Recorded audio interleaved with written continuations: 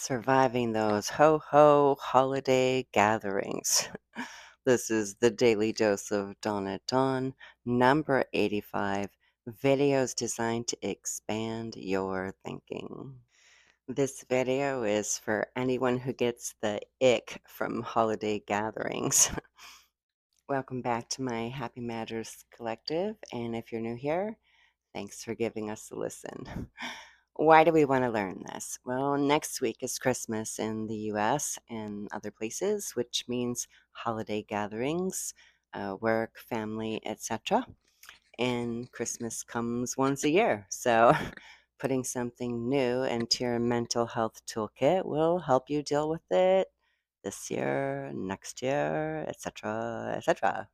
Whether you feel like small talk is worse than a visit to the dentist, you just don't care for the people who will be there, you struggle with social settings, or the people are toxic, holiday gatherings can be just plain awful for some folks.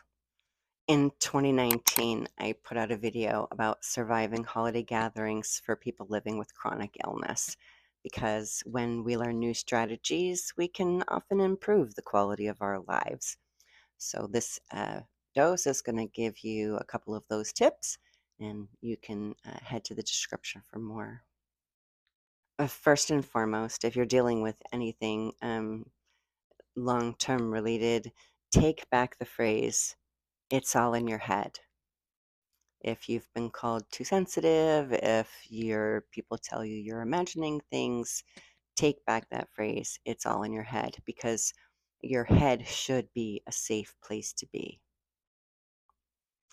Turn your mind into a playground instead of a battleground, and life gets a lot easier. One of the things that used to help me was doing my best to be a no drama llama. So when people were having drama conversations in front of me, I just looked at them as if I was listening and just tuned it out. If there was something that I needed to know, someone would point it out to me. But you can be around people who are talking about things that you don't want anything to do with just by checking out in your own head. Now, for anyone whose brain thought, "Isn't that rude?" Remember, your feelings matter more than anyone else's. That doesn't mean that you intentionally go out to hurt anyone's feelings. It just means you protect yours first. The second tip I call the game show buzzer. I really love this one because it makes me laugh, and anytime I'm laughing, I'm not hurting myself. Winning! People often say things that I don't agree with, especially nowadays. So when I'm at a holiday gathering, I'm certainly not going to be exercising my debate skills. When I hear something icky, I just make the noise of a game show buzzer in my mind. And then the announcer in my brain says, "Oh, sorry, try again. No, don't try again. Next up, check out that pumpkin dip." Learning how to excuse yourself is a skill you should definitely be acquainted with. In doses 9 and 51, I talked about your armor of silk. Number 3 is similar to that. It's called the happy bubble. If you're Gen X, you might remember that movie, The Boy in the Plastic Bubble. It's like that, but with your energy. Okay, so what does that look like? Let's look at physicality first.